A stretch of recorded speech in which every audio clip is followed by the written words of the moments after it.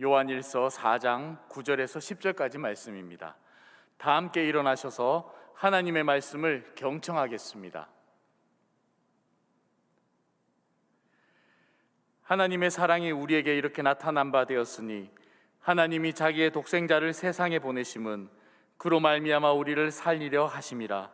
사랑은 여기 있으니 우리가 하나님을 사랑한 것이 아니요 하나님이 우리를 사랑하사 우리 죄를 속하기 위하여 화목제물로 그 아들을 보내셨습니다.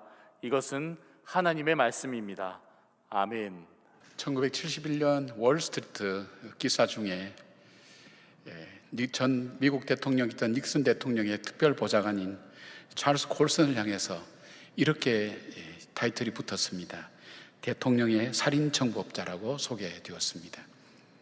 그것은 그가 일을 할 때에 무자비하게 할 뿐 아니라 자기가 옳다고 생각하는 것을 고집스럽게 밀고 나가면서 많은 사람들에게 불편과 그리고 잔인하게 보여줬던 것입니다. 어떤 취재원은 익명을 요구하면서 이렇게 얘기했다고 합니다. 콜슨이 만약에 그 일을 한다고 한다면 그는 그의 어머니와 그의 할머니까지도 밟고 지나가면서 그 일을 반드시 해낼 사람이라고 말입니다. 그런 그가 1974년 7월에 결국 워터게이트 사건에 연루되어서 연방교도소에 수감되게 됩니다. 오늘 제가 소개하려고 하는 이 요한은 우리가 생각하는 그런 요한이가 아닙니다. 미국의 이름을 조사했더니 가장 많은 이름, 사람들이 좋아하는 이름이 요한이라는 이름, 요한이라는 이름이라고 얘기하는데 원래 요한이라는 사람은 그런 사람이 아니었습니다. 그는 무자비한 사람이었습니다. 그리고 그는 자기의 편견과 왜곡됨이 심했을 뿐 아니라 자기가 옳다고 주장하는 것을 결코 굽힐 줄 모르는 그런 사람이었습니다.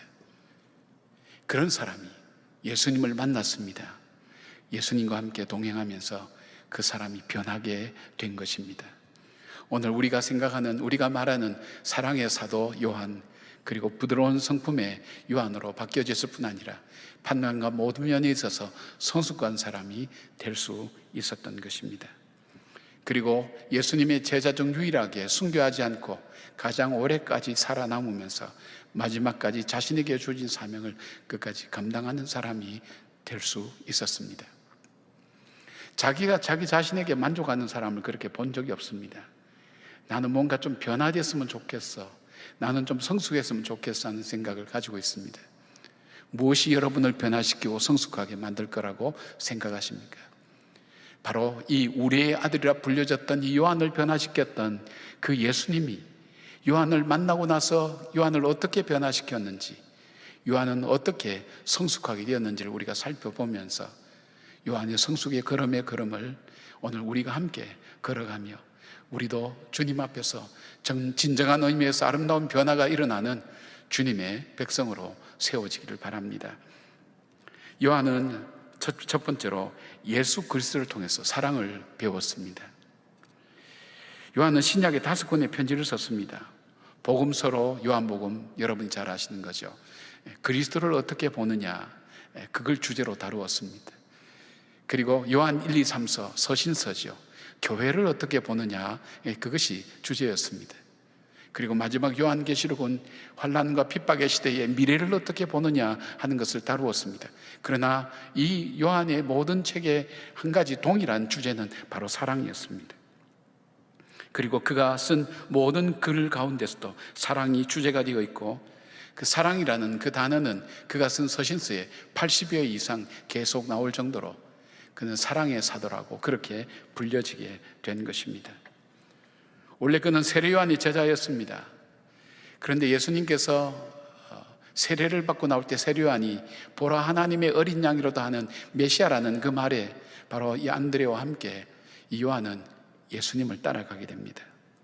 이후로 예수님을 계속 따라다니다가 예수님이 나를 따라오너라 정식으로 불렀을 때 그는 배와 그물과 아버지와 품꾼들을 버려두고 예수님을 따라갔다고 그렇게 얘기합니다. 예수님이 가는 자리에 거의 동행했습니다. 다른 제자들이 가지 못하는 자리에 늘 같이 동행하면서 예수님을 통해서 보고 듣고 배우기도 했습니다. 그리고 예수님이 마지막 만찬을 하며 심각한 말씀을 하실 때에도 그가 사랑하는 예수님에게 기대어서 예수님의 말씀을 듣고 포도주와 떡을 나누었던 사람이기도 합니다. 그래서 아마 요한은 스스로 나는 예수님을 가장 사랑하는 사람이다, 예수님은 나를 가장 사랑하는 분일 거다는 생각을 그는 가지고 살아 있었을지 모릅니다. 그러나 그의 삶을 변화시키는 한 사건이 있었습니다. 성경 복음서를 나누면 공관복음이라 그래서 같은 관점으로 기록한 것, 마태, 마가, 누가, 요한을 그렇게 얘기합니다. 근데 요한은 좀 독특하게 사건을 기술했습니다. 그것은 바로 예수님의 십자가 사건을 중심으로 아주 깊게 심도 있게 다루었던 그런 기록입니다. 그런 일로 봐서 요한이 예수님의 십자가 사건을 통해서 뭔가 큰 충격을 받았던 것이 틀림이 없습니다. 사람들이 앞을 다투어서 얘기합니다. 사람들은 다 떠날지라도 나는 주님만을 떠나지 않겠습니다 했던 사람들 중에 예수님의 막상 십자가 사건 앞에 그들은 다 도망가고 말았습니다. 예수님 곁에서 지킨 사람은 요한밖에 없었습니다. 베드로는 좀 멀리 있었지만은 요한은 바로 예수님의 심판받는 자리, 채찍을 맞는 자리, 그리고 십자가를 지고 가는 자리를 동행했고, 그리고 십자가 옆에서 예수님의 손에 못이 박히고 발에 못이 박히고, 그리고 서서히 신음소리, 죽어가는 소리, 그리고 그 십자가에서 내뱉는 그 말씀들도 그는 하나도 놓치지 않고 다 들었습니다. 다른 복음서와는 다르게 비교적 자세하게 십자가에서 있었던 일을 기록하는 걸 보면 그는 곁에서 예수님의 죽어가는 모습을 보게 되었습니다. 그리고 예수님으로부터 내 어머니 마리아를 부탁한다는 그 부탁까지도 받았던 요한, 그에게는 어떤 충격이 되었을까요? 인간들의 죄를 짊어지시고 십자가에서 비참하게 그리고 고통스럽게 죽어가는 그 예수님을 보면서 그가 문득 생각했던 것이 뭘까요? 충격이 아니었을까요? 세상에 사랑은 없어 생각했던 그에게 사랑은 여기 있으니, 우리가 하나님을 사랑한 것이 아니요 하나님이 나를 사랑했다고, 우리를 사랑했다고, 그 사랑이 바로 이 십자가라고, 이 십자가, 고통의 십자가, 나를 위해서, 내 죄를 위하여 죽으신 그 메시아 구세주 예수 그리스도의 그 사랑이 바로 오늘 나에게 있다고, 그 사랑이 요한으로 하여금 살게 했습니다. 그는 90까지 살았다고 얘기합니다. 90평생. 다른 사도들이 다 죽을 때도 배신하지 않고 끝까지 자기의 주어진 사명을 감당하며 시련과 고난과 박해 가운데서도 그 어려움을 이겨가며 자기의 사명을 끝까지 완수했던 일, 바로 예수님의 이 사랑이었습니다. 저에게도 그런 사건이 있습니다. 저는 목사 안수를 받고 결혼하고 얼마 되지 않아서 제 아이가 죽고 이어서 저희 아버지가 심장마비로 젊은 나이에서 갑자기 세상을 떠났습니다. 흔히들 그럴 수 있는 일이고 세상 살아갈 때 그럴 수 있습니다. 그러나 저에게는 제가 믿던 모든 것을 다 잃어버렸습니다. 제가 목표로 삼았던 예수 그리스도, 제가 삶의 의미로 삼았던 예수 그리스도, 그리고 저의 삶에, 그리고 저와 함께 동행했던 예수 그리스도, 그 주님께서 어쩌면 가혹하게 나를 이렇게 버릴 수가 있을 것인가 하는 그 생각 때문에 저의 삶은 살았지만 죽은 것과 마찬가지였습니다. 그리고 저는 직업을 따라서, 그땐 직업을 따라서 새벽 기도를 나갔습니다. 새벽 기도는 저에게 아무런 의미가 없었습니다. 그냥 엎드려서 자는 것이 전부였습니다. 그런데 갑자기 제 마음속에 이런 음성이 들렸습니다. 팔을 꼬집어 보라고. 아무 생각 없이 팔을 꼬집었습니다. 몹시 아팠습니다. 그 다음 질문이 제 마음속에 또 다시 들려왔습니다. 어디서 아프다고 하느냐? 입에서 아프다고 하지요. 그때 제 가슴을 때리는 하나님 말씀이 있었습니다.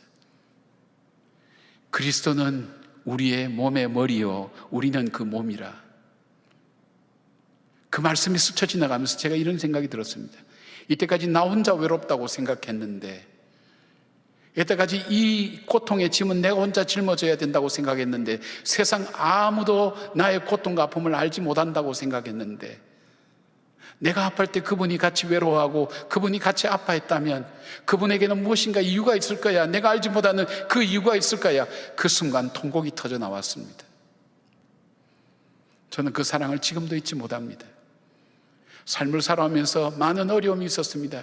힘든 일도 있었습니다. 포기하고 싶은 일들도 많았습니다. 유혹도 많았습니다. 그러나 그 앞에 나를 지킬 수 있었던 것이 있다면 바로 이 사랑이었습니다. 나는 혼자가 아니야. 나는 혼자가 아니야. 나와 같이 울고 같이 아파하는 그 예수님이 나와 함께 하는 거야. 그 사랑을 배신할 수가 없었습니다. 그 사랑 앞에 다시 내 자신을 회복할 수 있었던 것을 보게 됩니다. 사랑하는 여러분, 여러분도 살다 보면 이런 어려움을 겪을 때가 있습니다.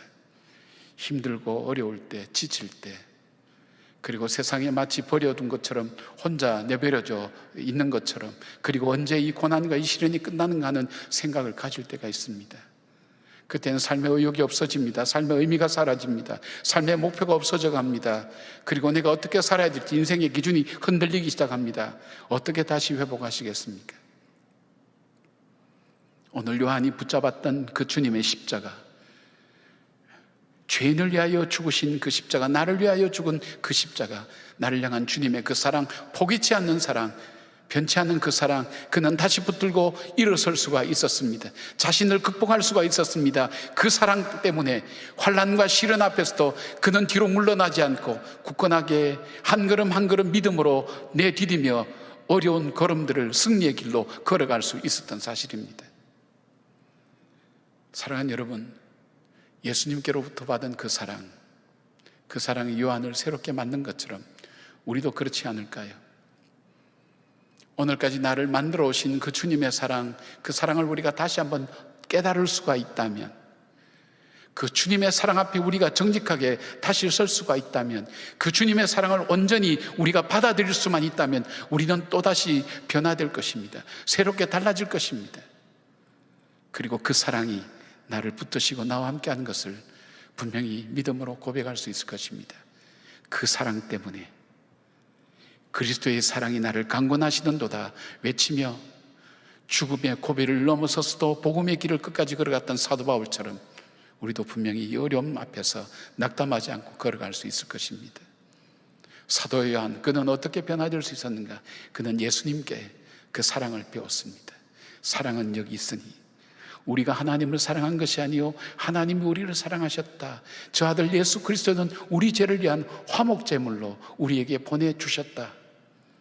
그 큰 사랑받은 요한의 충격이 그의 삶을 변화시키고 새롭게 만든 것처럼 주님의 그 사랑이 여러분을 새롭게 용기와 힘을 주시는 하나님의 능력으로 증거되고 나타나기를 주의 이름으로 축원합니다.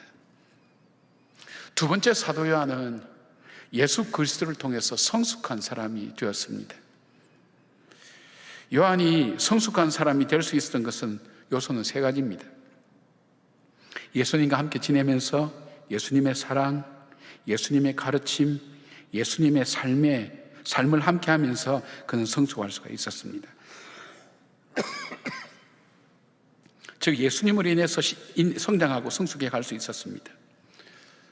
요한의 기록들을 쭉 살펴보면 요한이 어떻게 성장의 과정이 어떻게 이루어졌는가 하는 걸 보게 됩니다. 제일 먼저 그에게 일어났던 성숙의 모습은 관점의 성숙입니다.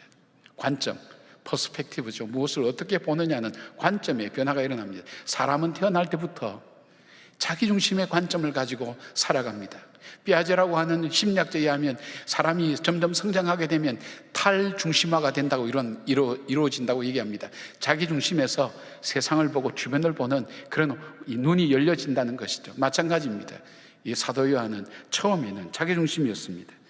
자기 기준으로 인생을 바라보고 사람을 바라보고 사건을 해석합니다. 그러나 성숙하면서 다른 사람의 입장과 상황을 이해하기 시작합니다. 좀 더 성숙하게 되면 예수님은 어떻게 하실까 하는 그 생각을 하게 됩니다. 그래서 자기가 옳은 생각이 아니라 다른 사람의 유익에 맞추는 그 결정을 넘어서서 그 일의 주인 되시는 하나님께서 일들을 어떻게 주관해 가고 가시는가, 어떻게 일들이 이루어지기를 원하시는가를 살피며 그 주님과 더불어 동행하며 그 일들을 바라보게 됩니다. 주님의 관점으로 보게 되는 것입니다. 보편적으로 이 관점의 변화는 물질적인 것에서 영적인 것으로 변화가 일어납니다. 현실적인 것에서 미래적인 것을 보는 것으로 바뀌어집니다. 현상만 보던 사람이 변화해서 본질을 보는 눈으로 바뀌어집니다. 부분적인 것을 보던 사람이 전체를 볼 줄 아는 눈으로 바뀌어지고, 개인적인 것만 바라보는 그 사람이 공동체를 생각하는 마음으로 바뀌어지는 것을 봅니다. 요한의 바로 이 성숙함이 관점의 변화가 일어난 것을 봅니다. 관점의 변화는 행동을 바꿉니다. 관점의 변화는 나의 삶의 방향을 바꿉니다. 관점의 성숙함은 사건과 사람과 그리고 사실을 보고 해석하고 받아들이는 것이 변화된다는 것입니다. 변화된 사도 요한의 삶이었습니다. 관점이 변화됐습니다. 두 번째로 그의 변화는 무엇입니까? 균형 감각이 생기는 것입니다. 존 맥어더 목사님은 요한에게 있어서 사랑과 진리의 균형을 갖추게 되었고 야심과 겸손의 균형을 이루었으며 고난과 영광의 균형을 갖게 되었다고 얘기하는 것입니다. 이것은 예수님과 함께 다니면서 예수님으로부터 배웠던 말씀이 아마 영향을 주었을 것입니다. 제자들에게 자기들이 보는 관점이 아니라 예수님께서 보시는 관점이 무엇인가, 진리의 관점에서 어떻게 이것을 볼 것인가 하는 것을 예수님께서 가르쳤습니다. 그 진리를 사랑으로 이루어가는 그 예수님을 바라보면서 진리의 그 칼과 같은 날카로움과 사랑의 부드러움이 함께 조화를 이루며 어떻게 이 일들이 이루어져 나가든가 하는 그 균형 감각을 익히게 되었다는 사실입니다.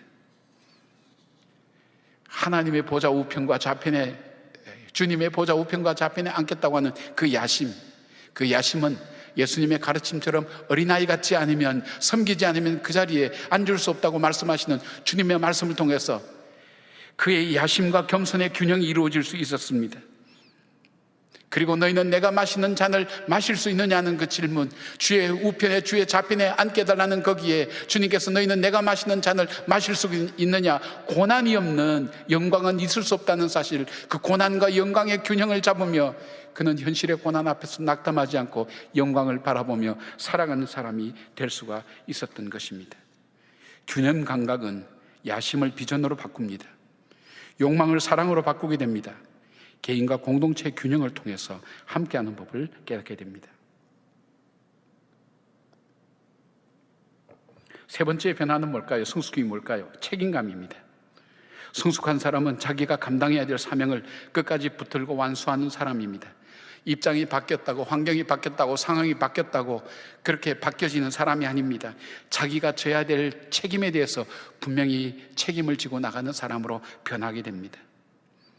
마지막까지 제자들을 위해서 중보하시고 십자가에서 친히 죽으시는 그 예수님을 바라보며 마지막까지 책임지는 모습, 주님께서 자기에게 맡겨주신 예수님의 어머니를 마지막까지 섬기는 그 책임, 그리고 자기에게 90이라는 긴 세월을 살지만 그 세월 동안 자기에게 맡겨준 사명을 끝까지 완수해내는 그 책임, 그 책임감이 바로 이 사도 요한에게 주어진 것입니다.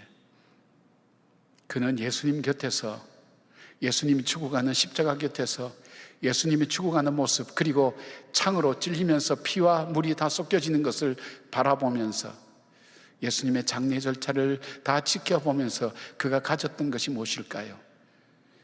마지막까지 피 한 방울, 물 한 방울까지 쏟으며 자신이 책임져야 될 저 죄인들을 향해 그까지 책임지고 나가시는 그 예수님의 모습을 통해서 무엇을 느꼈을까요?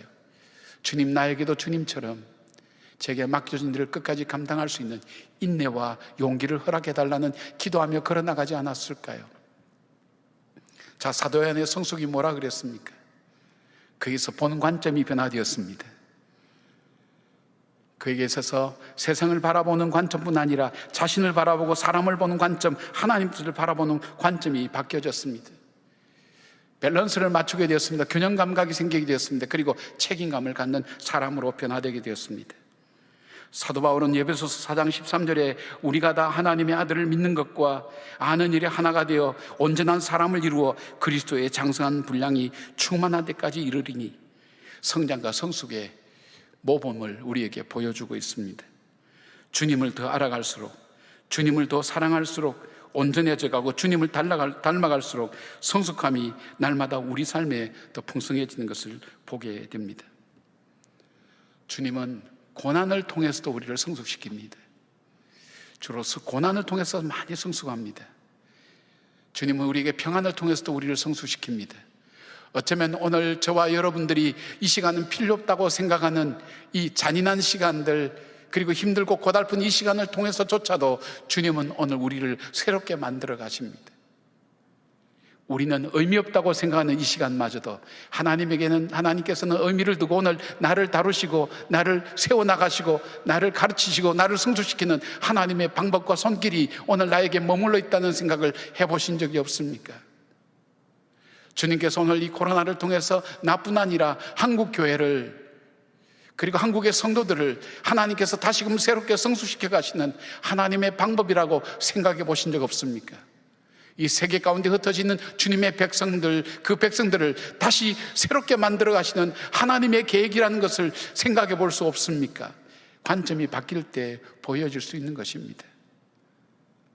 사랑하는 여러분, 오늘 하나님께서는 우리를 한 번도 포기한 적이 없습니다. 우리를 모른다고 하신 적이 없습니다. 내가 소용없다고 가치 없다고 생각하는 그것까지도 지나고 보면 그것이 얼만큼 나에게 유익이었는가, 그것이 나를 얼마나 아름답게 만들어 왔느냐를 우리는 깨닫게 됩니다. 저는 종종 그런 얘기를 합니다. 내 인생 속에는 30대가 언제였는지를 모르겠다고, 30대가 어떻게 지나간지를 모르겠다고. 그러나 그 아픔과 깊은 어둠에 30대가 없었다면 오늘의 저의 모습은 없었을 것입니다. 저에게는 힘들었던 시간이었지만, 가족 모두에게 어려웠던 시간이었지만, 그러나 그런 시간이 하나님께서 우리를 만들어 가셨던, 우리 가정을 새롭게 만드셨던 하나님의 방법이었습니다. 사랑하는 여러분, 낙심하지 마시기를 바랍니다. 포기하지 마시기를 바랍니다. 오늘도 우리를 성숙시켜 나가시는 그 하나님의 손길이 결코 여러분을 포기치 않을 것입니다. 천국의 사냥개처럼 주님은 결코 우리를 포기하지 않고 은혜로 우리를 붙들어 나가실 것입니다. 주님을 가까이 하시길 바랍니다. 주님을 통해 배우시길 바랍니다. 주님의 말씀을 듣기를 바랍니다. 주님을 느끼시기를 바랍니다. 주님과 함께 동행하는 삶을 살 때 그의 삶을 통해 우리는 하나씩 하나씩 새로운 사람으로 변해갈 수 있다는 것을 기억하시길 바랍니다. 지금이 바로 가장 중요한 것을 배우는 시간이라는 것을 잊지 않고 주님의 시간 앞에 설 수 있는 지혜와 용기가 저와 여러분 앞에 있기를 주의 이름으로 축원합니다. 마지막 세 번째로 요한은 예수 그리스도를 통해서 순교의 삶을 살았던 사람이었습니다. 사도 요한은 가장 사랑하는 예수님이 자기 곁을 떠났습니다. 그리고 자기 형제 야고보 순교당하며 그에게 떠났습니다. 그뿐만 아닙니다. 자기와 함께했던 동료들, 사도들이 하나씩 하나씩 순교하며 세상을 떠날 때 혼자 남겨진 그 마음은 어떠했을까요? 그리고 남겨진 세월이 단순한 세월이 아닙니다. 그에게는 핍박과 박해와 어려움과 고난과 시련이 계속해서 밀려올 때 그에게는 정말 살아갈 힘이 있었을까요? 여러분은 살다 보면 그런 때가 없나요? 하나님 차라리 나를 죽여주십시오, 그렇게 기도할 때가 없나요? 산다는 것 자체가 고통처럼 다가오며 포기하고 싶은 그럴 때가 없나요? 아마 요한이 그랬을 겁니다. 그가 더 이상 살 소망조차 없다고 생각되어졌던 사도 바울처럼 아마 그런 삶을 살았을지도 모릅니다. 어쩌면 살아있는 것이 어쩌면 벌이라고 생각할 수도 있었을 것입니다. 그러나 그로 하여금 밤모섬에서 보여주신 하나님의 그 환상과 비전은 그로 하여금 새로운 세상을 보게 만들었습니다. 내일의 소망을 바라본 그는 오늘을 해석하는 것이 달라졌습니다. 천상의 하나님 나라의 그 비전과 꿈을 바라본 그 사람은 오늘 이 시간을 해석하는 것이 달라지고 오늘을 살아가는 삶의 자세가 달라집니다. 오늘의 절망이라는 것을 하나씩 하나씩 딛고 일어서며 저 나라, 저 영광스러운 저 비전과 꿈을 향해서 한 걸음 나아가는 요한은 결코 포기하지 않았을 것입니다. 그리고 사명자로서 마지막까지 자기가 해야 될 일이 무엇인지를 분명히 증가하며 살았을 것입니다. 존 베가더 목사님은 요한은 주 98년 트라이아누스 황제 때 사망한 것으로 그렇게 추정하고 있습니다. 히에로니무스라는 사람이 쓴 갈라디아 주석에 사도 요한의 마지막이 소개되고 있습니다. 나이든 사도 요한은 말년에 예배소에서 지내는 동안에 너무 허약한 나머지 사람들에게 들려서 바로 이 예배 장소에 나왔다고 합니다. 교회에 나왔을 때에 선생님 한마디만 해주십시오 할 때 요한이 했던 말은 사람들이 모두 기다릴 때 사랑하는 자녀들아 서로 사랑하라, 그거밖에 없었습니다. 매주일 반복됩니다. 아니, 그것 말고 이제 그거 알았습니다. 다른 것 없습니까? 그래도 여전히 사랑하는 자녀들아 서로 사랑하라.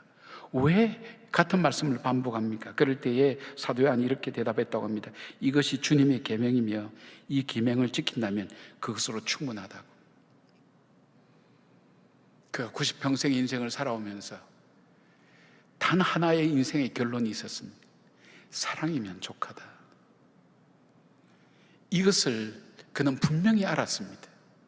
그리고 자기가 죽을 때까지 분명히 자기가는 단 한 가지 사랑이면 모든 것이 가능하다는 것을, 그리고 그 그리스도의 사랑 때문에 지금도 살아간다는 그 사실들을 그는 증거하기에 마지막까지 최선을 다했던 것을 보게 됩니다. 예수님을 위해 죽는 것도 귀한 일이지만 예수님을 위해 사는 것도 우리에겐 정말 중요한 일입니다. 어쩌면 산다는 것이 더 어려운 일일지도 모릅니다. 그렇다면 오늘 우리가 살아있는 이유가 있다면 예수님께서 우리에게 오늘 하기를 원하시는 사명이 있다는 것이 아니겠습니까? 사도 요한이 마지막 발견했던 단 한 개의 자기가 전해야 될 그 미션이 있었다면 바로 사랑이라는 것, 그것이 바로 우리의 미션은 될 수 없을까요? 바로 그 주님을 사랑하며 살아가는 사람이 될 수 없었을까요? 최근에 필립 얀시라는 기독교 작가가 2017년도 영국신문 가디언지가 모든 시대를 통틀어서 괄목할 만한 백선, 남픽션 100권을 선정했는데 그 중에 들어가 있는 그 책이 존 던이라는 사람이 지은 비상시의 기도문이었습니다. 그걸 알기 쉬운 현대 언어로 번역한 책이 출판되었습니다. 존 던이라는 사람은 17세기 초 런던에서 당대 손꼽히는 저명한 교인 세인트 폴 대성당 사제로 그는 목회했습니다. 당시는 치명적인 전염병으로 런던 인구의 3분의 1은 죽고 3분의 1은 시골로 피난가고 소수가 남아서 폐허가 된 바로 그런 도시였습니다. 교회마다 교인들은 줄어드는데 세인트 폴 대성당에는 사람이 몰려들었다고 합니다. 그것은 바로 존 던의 말씀이었습니다. 존 던의 말씀은 사람들에게 소망을 주었습니다. 그 소망은 무엇입니까? 죽음 앞에서 믿음으로 살아내야 하는 소망이었습니다. 존 던은 죽은 성도들을 기리는 종소리를 하루에도 수차례씩 들으면서 가장 참혹한 현장에서 목회를 했습니다. 매일 말씀을 전하던 그에게 어느새 그에게도 병의 증상이 찾아왔습니다. 곧 바로 죽음을 의미했습니다. 그때 쓴 글이 바로 비상시의 기도문이었습니다. 그는 죽음을 마주하며 하나님 앞에 기도했던 내용을 담았습니다. 믿음으로 사망 권세와 싸워 이겨나가는 이야기입니다. 죽음 앞에 그의 말씀은 권세가 있었습니다. 그의 그런 400년의 세월이 지난 오늘까지도 전 세계 팬데믹으로 공포에 떠는 사람들에게도 큰 위로와 힘이 되고 있습니다. 죽음과 대결하며 매일매일 천국의 소망으로 어두운 현실을 이겨내며 믿음으로 살아내는 삶을 글로 표현한 것입니다. 그의 모습이 오늘 어두운 현실을 사는 우리에게도 절망의 현실에 눈을 들어 소망의 하늘을 보게 만듭니다.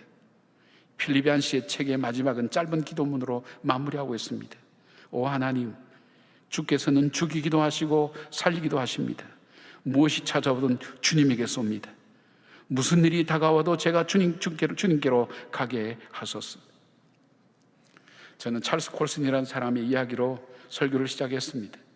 그는 감옥에서 고통스러운 시간을 보냈습니다. 그런데 그가 감옥에서 옛 동료들과 친구들이 넣어준 책에 C.S. 루이스의 책을 읽고 전도를 받아 회심하게 되었습니다. 그리고 그리스도인이 된 후에 1975년 출소 후에 교도소 선교회를 세웠습니다. 자신이 교도소에서 복역한 것을 바탕으로 교도소 수감자들의 마음을 깊이 공감하였습니다. 그들이 짊어지고 있는 허무감, 좌절감, 절망감을 같이 터치하면서 하나님의 말씀으로 자신이 극복하며 일어서게 된, 회심하게 된 그 회심의 복음을 그들에게 증가하고 전하게 되었습니다. 그는 죽음의 현장에서 매일매일 죽어가는 감옥에 있는 그 인생들 속에 소망을 붙들고 다시 일어설 수 있는 방법을 그는 가르쳐 주기 시작했습니다. 많은 사람이 회심하며 돌아오게 되었습니다. 전 세계 150여 국에 바로 이 교도소 선교회가 함께 나누어지고 많은 절망 속에 있는 사람들, 죽음 가운데 때로는 분노 가운데 있는 사람들 속에 주님의 사랑을 증가하는 일들이 지금도 계속 이루어지고 있습니다. 2012년 그가 하나님 나라에 부름 받을 때까지 그는 바로 이 사역을 끝까지 감당했습니다. 찰스 콜슨은 브라운 대학을 나왔습니다. 그가 조지 워싱턴 대학에서 법학 박사를 받았습니다. 그가 유명한 사람이었으면 가장 높은 자리에 올랐습니다. 그가 생전에 했던 그 어떤 일보다도 그가 감옥에 있으면서, 그리고 감옥에서 나와서 교도소 선교사를 만들고 했던 그 일이 그의 생애에 있어서 가장 아름답고 찬란했던 일이라고 사람들은 그렇게 이야기를 합니다. 지금도 사도 요한은 세상이라는 바다에 그물을 던지고 있습니다. 우리 앞서 험난하고 어려웠던 시간들을 믿음으로 살아내며 믿음으로 사는 것이 무엇인지를 우리에게 전해주고 있습니다. 우리가 어려운 시간을 살지만 죽음 넘어 소망의 나라를 바라보며 오늘을 믿음으로 이겨내는 서로의 격려자, 사랑의 사람이 되기를 기원합니다. 이제 우리 함께 격려하며 믿음으로 살아가기를 축복하며 영상을 보고 마무리를 하겠습니다.